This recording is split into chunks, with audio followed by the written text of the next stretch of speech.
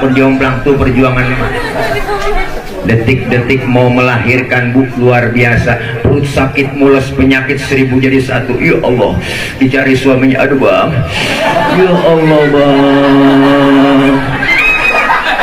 Lakinya nyamperin dikit banget, ngomongnya sabar aja neng, emang udah bagian lu segitu doang. Bener bang. Tapi yang ngerasain sakit mules dibawa ke bidan, diperiksa emak kita. Pembukaan 1, pembukaan 2, pembukaan 3, sampai pembukaan 9 kata buka-buka. Itu pembukaan 3 aja, Masya Allah, pembukaan 3 aja bang, pinggang belakang rasanya pegel panas. Katanya Bu, masa saya gunting?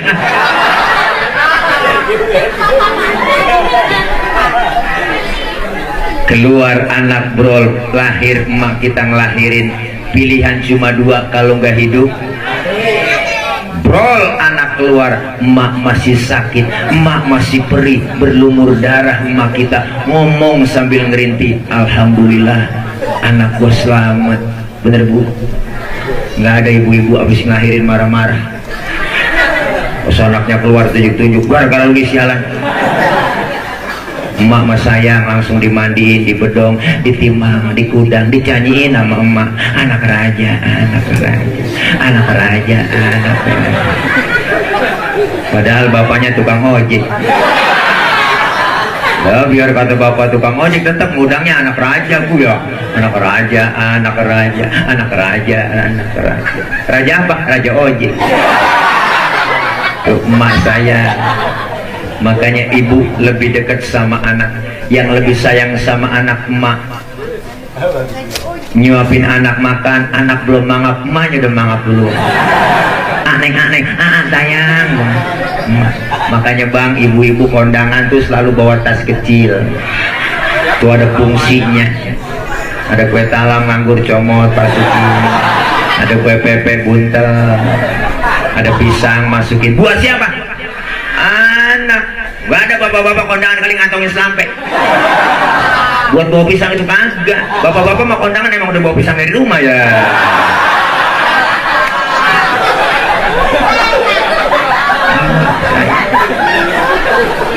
Maka jangan sampai kita durhaka sama kedua orang tua kita, ya, apalagi yang namanya ibu. 1 orang ibu bisa merawat 10 orang anak, tapi 10 orang anak Bu belum tentu bisa merawat 1 orang mak. Benar? Tuh hebatnya mak. 1 orang ibu bisa merawat 10 orang anak, tapi 10 orang anak belum tentu bisa merawat 1 orang ibu. Maka ibu berapa banyak orang besar di tangan emaknya. Rasulullah lahir ke muka bumi gak kenal muka bapak, diurus sama emaknya. Emaknya tuh yang urus jadi manusia besar. Mahatma Gandhi, seorang tokoh dari India, lahir ke dunia gak kenal muka bapaknya, diurus sama emaknya, disekolahin ke Inggris. Apa kata emaknya? Hai Gandhi, sekolah yang benar di Inggris, jangan tergoda dengan bule-bule di Inggris, pertahankan budaya Indiamu wahai Mahatma Gandhi. Mahatma Gandhi besar di tangan emaknya, jadi manusia besar. Makanya yang rata-rata mati duluan bapak-bapak. Ya Bu, kalau bapak mati duluan, anak masih banyak, rapih diurusin emaknya. Kalau emak mati duluan, anak masih banyak, berantakan tuh bocah. Kawin lagi. Ya Allah. Nih, ayo. Sebagai anak, kita minta ridho sama orang tua agar ibadah Ramadan kita diterima semua oleh Allah. Itu yang pertama. Yang kedua, Jibril berdoa. Apa doa Jibril? Ya Allah ya Rabb, jangan Engkau terima ibadahnya, puasanya, tarawihnya, tadarusnya seorang istri yang durhaka kepada suaminya. Rasulullah ngomong amin. Yang belaga-belaga budak Bu. Selesai Ramadan, datang hari raya Idul Fitri, apa sebagai istri datang sama suami minta ridho, cium tangannya, sreset, blok-blok. Habis cium tangan, cipika-cipiki suami, minta ridhonya. Habis nyium pipi kanan, pipi kiri suami, pahalanya luar biasa, sama seperti kita mencium Hajar Aswad. Itu Hajar Aswad adalah batu yang dari surga. yang adanya di kota Makkah, di Masjidil Haram, di samping Ka'bah pojokannya batu Hajar Aswad. Hajar artinya batu, Aswad artinya hitam. Pas suami kita pulang, ya Allah, batu hitam sampai. Langsung aja bu, endus aja endus. Ini kadang-kadang sama suami berani banget. Kalau ngomong asal jeplak aja depan laki. Musibah kalau dicerain sama lu kagak rugi. Lama-lama berumah tangga lu belum pernah ngerasain senang gajian 100.000 nyukupin kemana, belum belajar di dapur, belum punya jajan, emang dasar laki goblok lu kan. Orang mah kerja di pabrik nyolong-nyolong apaan kek? Ya. Ada di sini minum kita ada. Ya Allah, mau berangkat ngaji laki diperintah. Yaudah bang, gua ngaji dulu ya. Ntar kalau hujan jemuran lu angkatin noh. Laki diperintah, bangunin tidur laki salah. Bangun bang, lu lihat noh udah jam berapa? Laki-laki tidur suruh lihat jam. Nah, dia aja yang melek lihat jam. Salah-salah aja itu. Sama seorang suami pun minta maaf sama istri, bener bu? Kadang-kadang kan suami nuntut doang, bang, neng lu dandan yang bener apa? Rapin muka lu yang cakep pakai bedak, biar supaya laki betah di rumah. Istri suruh dandan yang rapi, tapi laki nggak mau modalin. Bener kok? Ajak dong bang, bini kita ke mall. Iya ke mall aja, masa dasar beli somplak masih dipakai. Malu sebagai laki-laki dong. Ajak bini kita ke mall, bin BH yang pakai remote. Ya, ada sekarang. Oh, zaman modern. Enak kalau mau ada remote-nya, tinggal mencet, buka plug. Lu diam-diam bocah kalau paham lu, ha? Ini urusan baba lu menyala.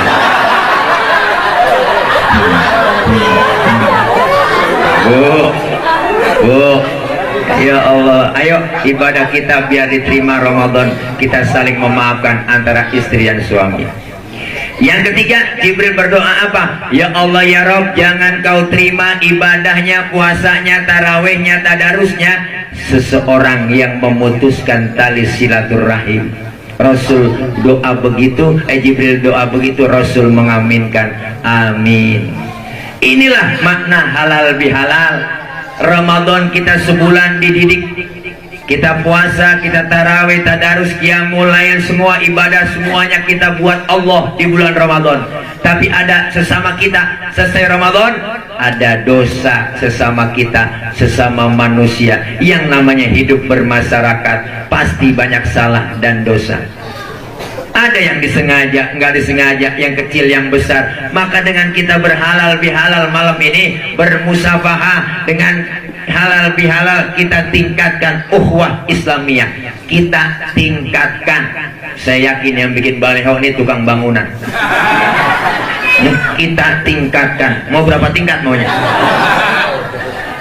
Bu, inilah kebersamaan, kekompakan kita. Bukan sekedar tangan yang bersalaman, tapi hati saling bersalam-salaman. Minta maaf memulia, memberi maaf jauh lebih mulia. Minta maaf gampang, bang maafin gue ya, gampang. Tapi memberi maaf rada susah. Emang boleh gede melulu minta maaf sama gue tuh. Maka hari ini dosa kita rontokin sesama kita, amin. Kita salaman, musafahah, bersatu, kompak. Kalau kita kompak bersatu kayak 5 jari. Ini 5 jari bang beda-beda nih. Tapi kalau kompak bersatu semua bisa mukul, bisa nampar.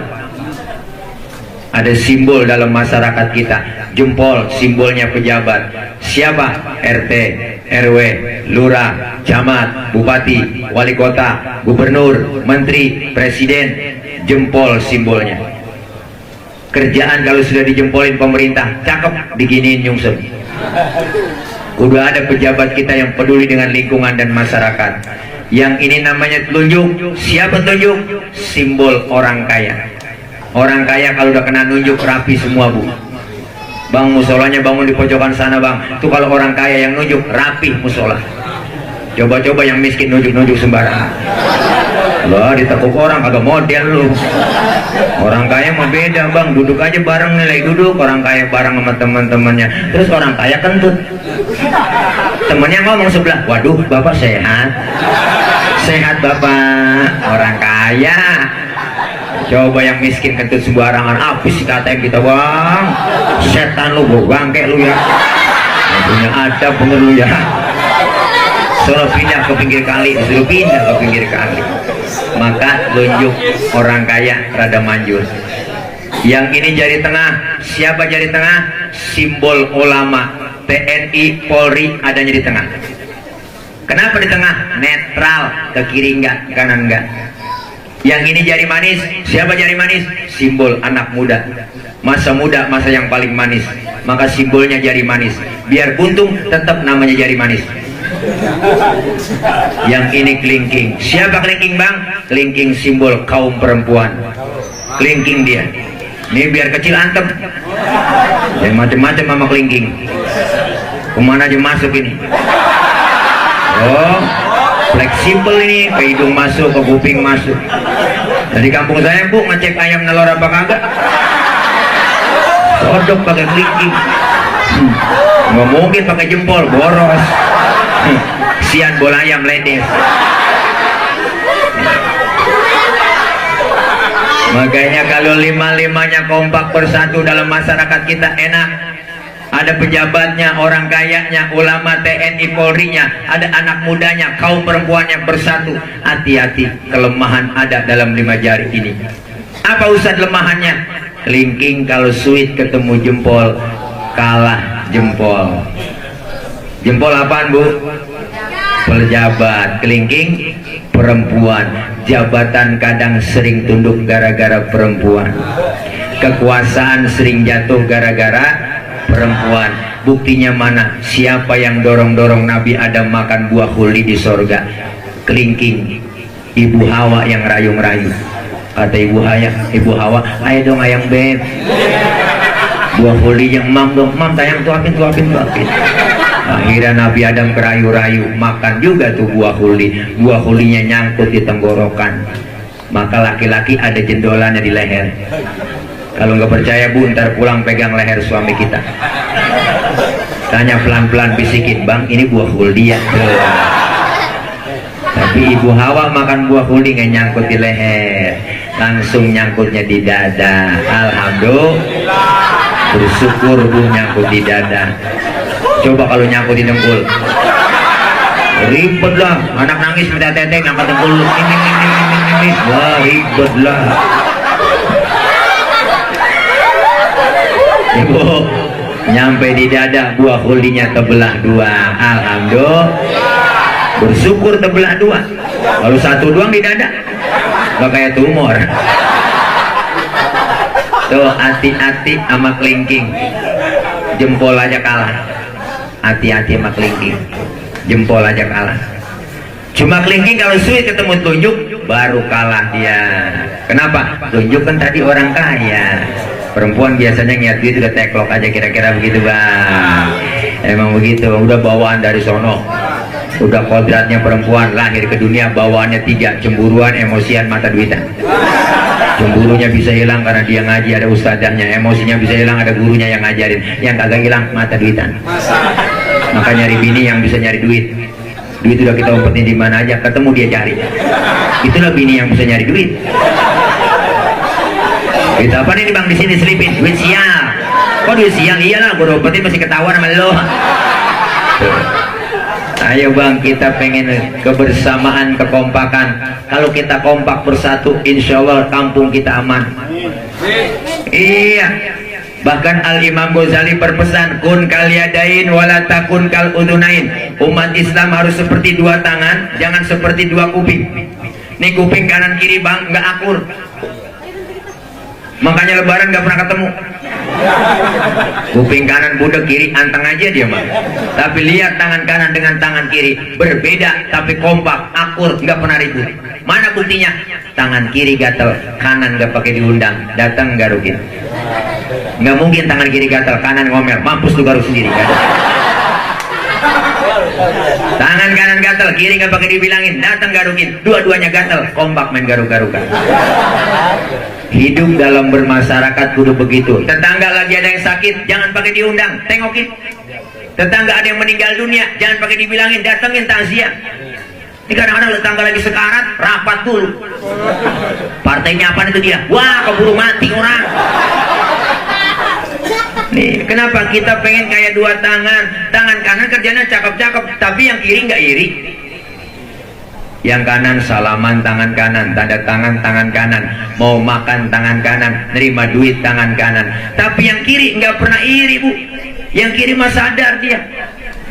Partai yang kiri emang tugas gue bagian di belakang. Gue mau bagian kobelisasi, bagian cleaning service, gue bagian pembersihan, gue lakonin pembersihan. Tapi yang kanan kerjanya cakep, nggak pernah sombong sama yang kiri. Yang kanan pun tahu diri. Apa kata kanan? Kiri yang sabar ya.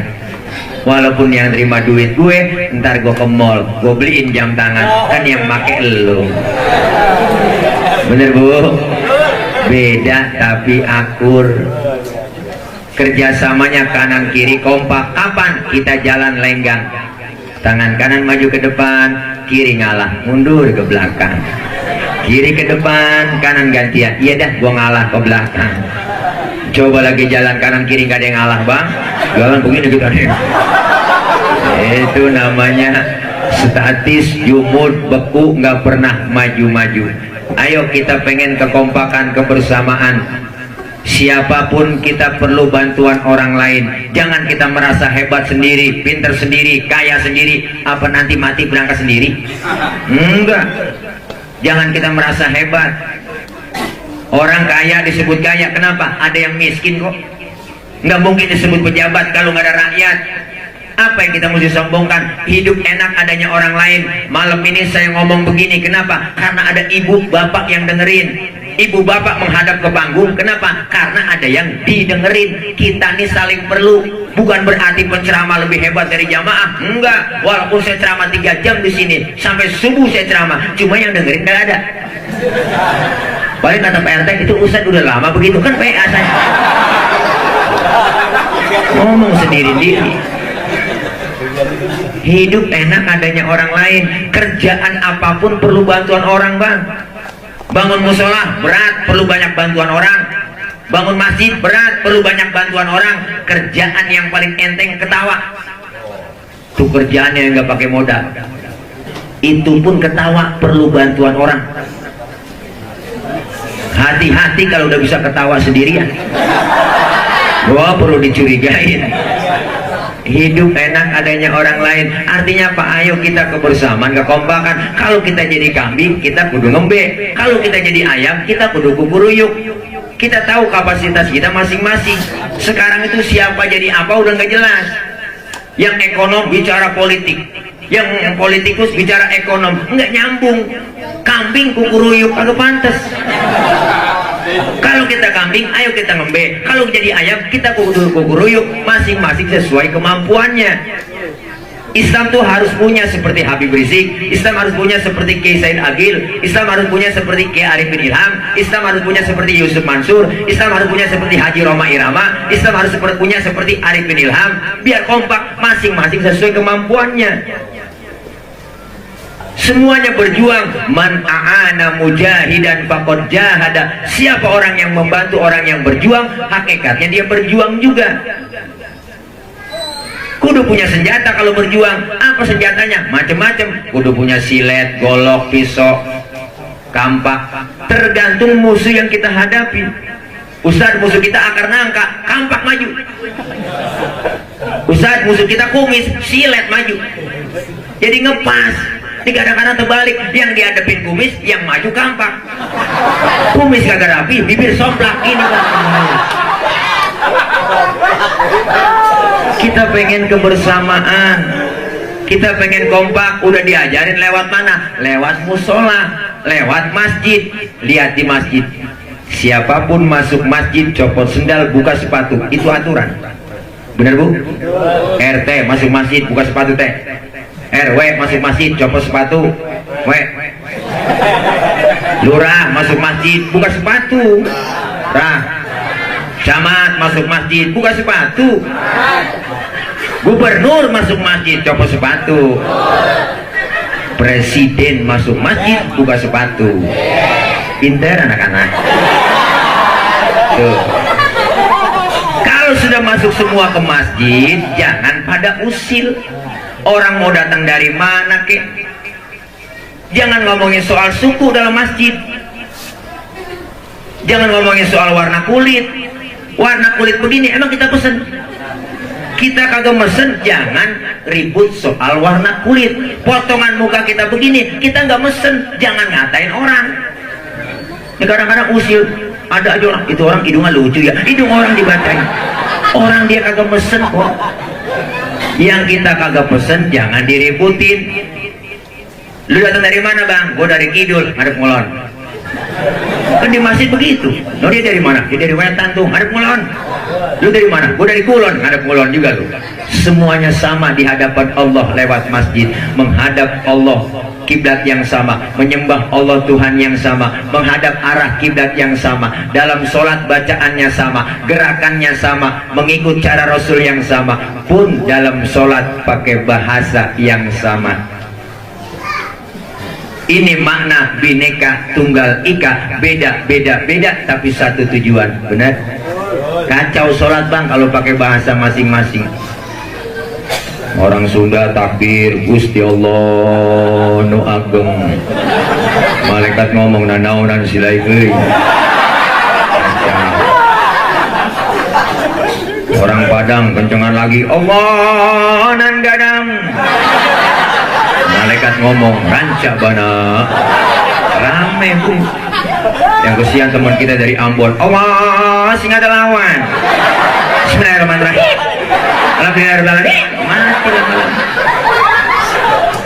Nih, kita udah diajarin kebersamaan lewat masjid. Islam udah ngajarin demokrasi. Islam udah ngajarin Pancasila lebih dulu.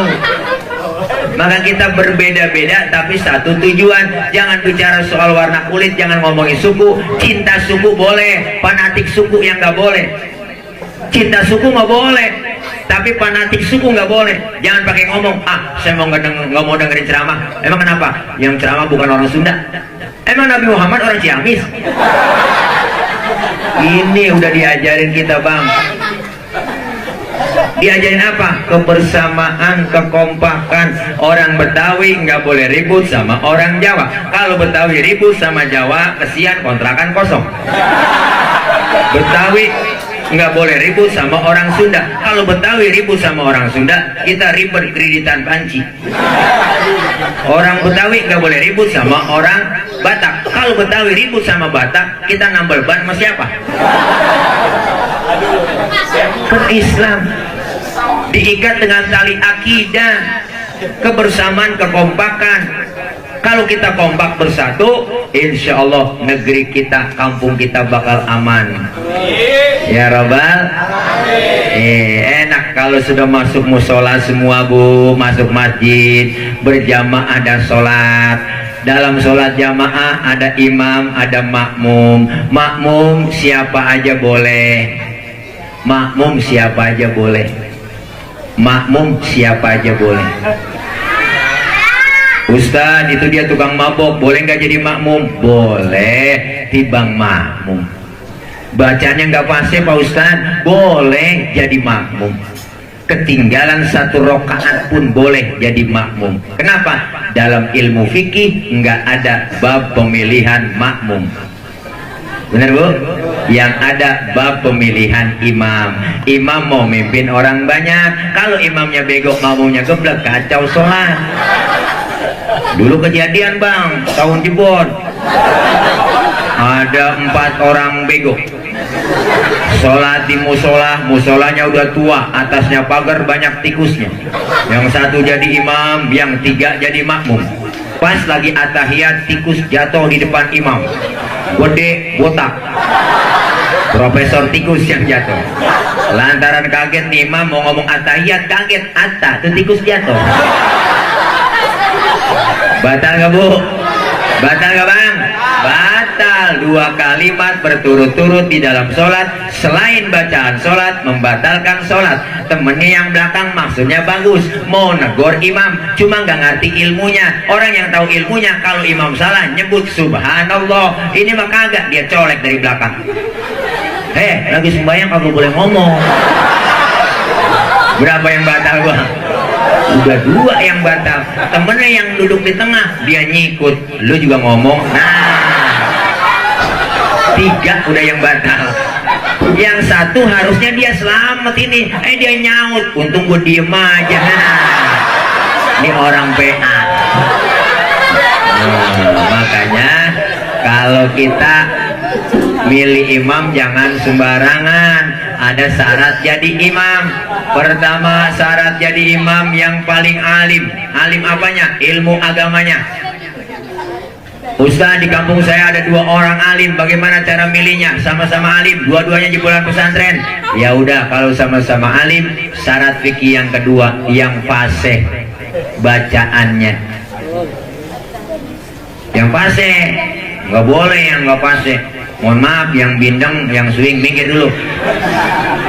Jangankan yang swing, yang bindeng aja nggak boleh bang. Orang bindeng ditanya, mau kemana lu? Walung. Ribet. Dari mana? Walung. Gue dengar bapak lu sakit, meninggal. Meninggal, innalillah. Meninggal, oh meninggal. Dikira kita meninggal. Meninggal, gitu. Kalau sama-sama fase juga, syarat yang ketiga, yang lebih tua umurnya. Sama juga umurnya Ustaz, ini orang dua-duaan, saya lihat KTP-nya lahirnya bareng. Syarat yang keempat, apa? Yang lebih dulu tinggal di kampung itu siapa? Dia yang berhak jadi imam. Sama juga Ustaz, tinggal bareng satu kampung. Emang CS kental, masih kecil dia. Habis syarat fikih, habis. Syarat 4-4-nya habis syarat fikih. Syarat yang kelima, ini syarat dari saya doang, saya tambahin. Kalau alimnya sama, fasenya sama, umurnya sama, tinggalnya bareng juga, yang bininya lebih dari 1, yang berhak jadi imam.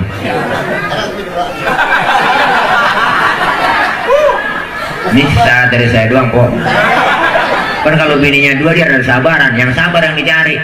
Malam ini pulang nggak dikasih ke sono juga nggak dikasih juga. Akhirnya tidur di masjid, mana tidur di kolong bedung dia. Makanya mudah-mudahan dengan kita kumpul bang malam ini, kita semua masyarakat yang majemuk, dari suku apapun kita dilahirkan, kita diikat dengan tali akidah. Agar apa? Kebersamaan, kekompakan. Selesai Idul Fitri, ayo datang bulan Syawal, semakin meningkat ibadah kita kepada Allah. Yang belum doyan ngaji, habis lebaran ngajinya doyan. Amin. Ngaji bu, udah jangan pakai mikir-mikir yang lain. Orang-orang udah tua, udah nenek-nenek diajak ngaji, alasannya banyak banget. Nek ngaji nek, malu membantu. Berapa gue lagi men? Dah, nenek men amit-amit. Nenek ngapain lagi, udah ngaji aja udah tua. Mau ngapain, udah tasbih pegang banyakin nek. Mau mejeng di jalan sampai godain. Jangan kan anak muda, setan aja ogah godain. Ngaji udah. Nggak ada batasan waktunya kita ngaji, dari di bedong sampai di bedong lagi. Orang ngaji datang ke majelis taklim, dosanya diangkat. Amin. Yang kedua, pahalanya gede kalau kita ngaji ke pengajian. Mau bisa kayak kagak kayak datang aja. Guru kita ikutin, guru bawa kitab, ngikut bawa kitab. Guru ke bed, kita ke bed. Guru tutup. Temenan nanya, halaman berapa ini? Boleh ke bed doang. Datang aja. Dicatat pahalanya sama seperti sholat sunnah 1000 rakaat. Pernah sembahyang 1000 rakaat bang? Boro-boro 1000. Sembahyang terawih aja niat jadwal imam. Ini terawih imamnya dia, ya lama nih. Pindah kita terawih. Pahalanya sama seperti kita mensolatkan zanazah 1000 zanazah. Pahalanya sama seperti kita jenguk orang sakit 1000 orang sakit. Pernah nengok 1000 orang sakit? Nggak pakai modal, minimal jeruk 2 kilo bawa. Orang-orang nengokin orang sakit nggak bawa apa-apa, sampai di rumah sakit buahan orang sakit dimakanin. Pakai ngomong, Ustaz dia kan lagi sakit, mulutnya pahit nggak makan buah. Ya akal itu mah bu. Ayo, pahalanya begitu besar. Yang ketiga, kita kumpul begini, silaturahim kita nyambung. Orang yang rajin silaturahim umur panjang, rezeki jadi murah. Amin. Buktinya malam ini kita kumpul begini, kelihatan rezeki kita. Rezeki yang kelihatan ada tuh, ada snack, maka ada roti, ada bolu, ada rontong, jeruk, ada air, tahu, Habis sudah. Habis. Coba kagak datang kemari, dapat gituan? Nggak dapat. Itu rezeki yang kelihatan. Malam ini kita makan, besok pagi udah kita buang. Kita masuk ke kamar, kita nongkrong. Apa kita yang ucapkan? Kurelakan di kau pergi. Boro-boro ditengok, baru jatuh langsung kita siram. Untung yang kelihatan segitu doang bang, tapi ada untung yang gak kelihatan. Beruntung malam ini kita kumpul, dosa-dosa kita dihapus oleh Allah, pahala begitu besar. Kita keluar Ramadan saling minta maaf, kayauma waladathu ummuhu, seperti bayi yang baru dilahirkan sang ibunya, suci bersih tanpa dosa dan noda. Kayak bayi baru lahir lagi bu, dosa kita nggak ada. Makanya bayi gak ada dosanya, dicium kapan aja enak, siang malam sore tengah hari enak itu bayi. Mulutnya kita cium masih wangi, baik. Tapi tengah hari nyium nenek aki-aki lah, pahit rasanya po. Makanya bayi baru lahir, dosanya nggak ada, rezekinya lancar. Ada tetangga datang nengokin itu bayi, ada yang bawain baby set, ada yang bawain bedak Kasen, bedak Johnson, ada yang bawain adu kecil, ada yang bawain ayunan, ada yang bawain rengginang. Padahal itu bayi belum ada giginya. Rengginang dimakan sama siapa? Sama emaknya. Kenapa emak bisa makan rengginang? Karena keberkahan bayi yang belum punya dosa gigi, dosa gigi, dosa. Aduh, udah oleng lapar ya po. Iya.